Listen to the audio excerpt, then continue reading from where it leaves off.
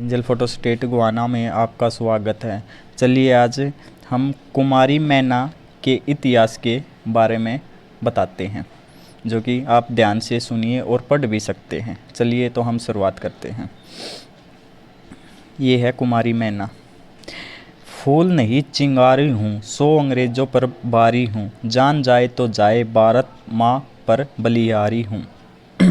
13 वर्ष की आयु में शहीद होने वाली इस बालिका का नाम मैना था। मैना का जन्म 1844 ईस्वी में कानपुर के बिठूर राजमहल में हुआ था। इनके पिता का नाम नाना साहेब था। वह महान देशभक्त थे और देश के बहुत बड़े क्रांतिकारी थे, इसलिए अंग्रेज़ों के कट्टर दुश्मन थे। कुछ समय बाद बगावत हो गई। देश में 1857 की क्रांति में का बिगुल बज उठा था। इस जगह भारतीय सैनिक अंग्रेज़ों का वध कर रहे थे। नाना साहब इस क्रांति के प्रमुख सूत्रधारों में से एक थे। उनका महल इन गतिविधियों का प्रमुख केंद्र था। जब कानपुर की छावनी के सैनिकों ने विद्रोह कर दिया, तब नाना साहब ने भारतीय सैनिकों का नेतृत्व संभाल लिया, परंतु किन्हीं गद्दार एवं स्वार्थी तत्वों के कारण वे सफल नहीं हो पाए। उन्हें अचानक कानपुर छोड़ना पड़ा।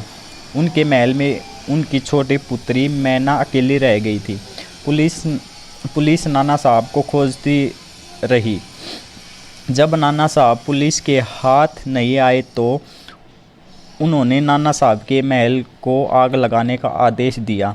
साथ में यह भी आदेश दिया गया कि यदि उनके परिवार का कोई भी सदस्य मिले तो उसे मौत के घाट उतार दिया जाए, उनकी संपत्ति जब्त कर ली जाए। इस आदेश की पालना हेतु अंग्रेज सेनापति हे बिठूर पहुंचा।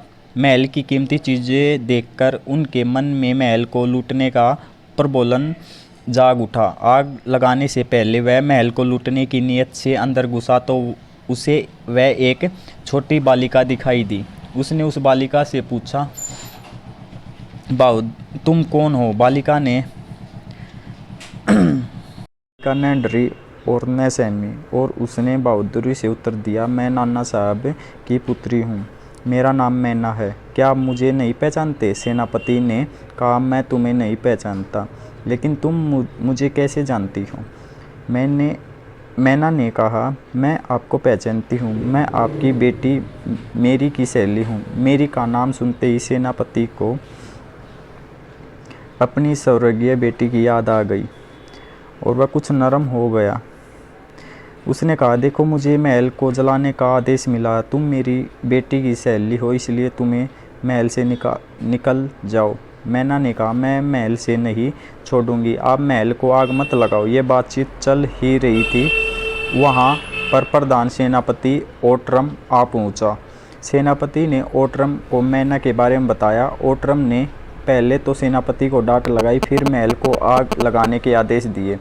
थोड़ी देर बाद उसके मन में एक विचार आया, जिसके अनुसार मैना के पिता नाना साहब को खोजने के लिए उसने मैना की मदद लेने का निर्णय किया। उसके मन में विचार आया कि नाना साहब के सिर पर 1 लाख रुपए का इनाम है। अगर मैं मैना की मदद से नाना साहब को पकड़ लूँ तो मुझे 1 लाख रुपये इनाम के रूप में मिल जाएंगे। इस 1 लाख रुपए के लालच में आकर उसने मैना को बंदी बना लिया और उसे कानपुर के किले में बंद कर दिया। मैना का मुंह खुलने के लिए उस पर तरह तरह के अत्याचार किए गए। मैना को डराया व धमकाया गया, उसे खंबे से बांधकर पीटा गया, परंतु उसने बार बार पूछने पर भी अपने माता पिता नाना साहब के बारे में कुछ नहीं बताया। अंत में थक हार कर सेनापति ने सिपाहियों को आदेश दिया कि उसके लिए चिता तैयार की जाए। यदि यह अपने पिता का पता नहीं बताती है तो इसे जिंदा जला दिया जाएगा। यहाँ अंग्रेजी सरकार की क्रूरता की चरम सीमा थी। एक भारत की बेटी की अग्नि परीक्षा थी। उसने अंग्रेजी सरकार हार गई और भारत की बेटी मैना जीत गई। अंग्रेज़ों की इस लंका में नई बालिका को अग्नि में झोंक दिया। ओट्राम के आदेश पर चिता तैयार की गई। ओट्राम ने स्वयं मैना को कहा कि यह अग्नि की चिता तुम्हारे लिए है। अगर तुम अपने पिता का पता नहीं बताया तो तुम्हें जिंदा जला दिया जाएगा। मैना ने कड़क कर कहा कि तू मुझे जिंदा क्या जलाएगा, मैं स्वयं ही चिता में कूदने को तैयार हूँ। मेरे पिता का जीवन मेरे जीवन से अधिक महत्वपूर्ण है। मैं अपने पिता के बारे में कुछ नहीं बताऊंगी, चाहे मेरी जान क्यों न चली जाए। ओट्राम के सैनिकों ने मेना को कहा, जलती चिता में धकेल दिया। जब वह जलने लगी तब फिर अंग्रेज़ों ने क्रूरता की सभी हदें पार कर दी और अपनी राक्षसी प्रवृत्ति का परिचय दिया।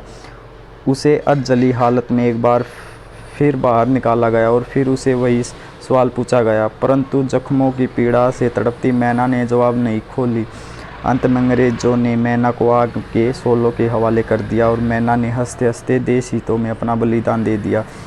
उस दिन अंग्रेज़ों की इस दरिंदगी पर देवता तो क्या शैतान भी रोया होगा। कहा, विशाल अंग्रेजी साम्राज्य कहाँ छोटी सी मात्र 13 वर्ष की बालिका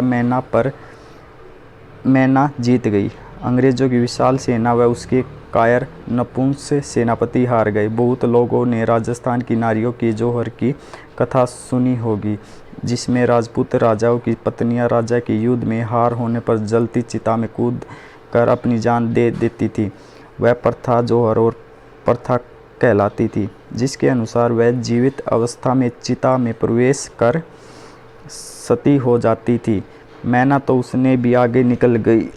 उसने तड़पाया गया, जलाया गया, मारा पीटा गया, फिर भी अंग्रेज सरकार उसे उसका मुँह न खुलवा पाई। वह स्वयं खाक हो गई, परंतु अपने देश की आन पर आँच नहीं आने दी। 12 वर्ष की अल्प आयु में देश की आज़ादी के लिए चिता में कूदकर मैना ने एक नया उदाहरण कायम कर दिया। धन्य है भारत की ऐसी बेटियाँ। Thank you.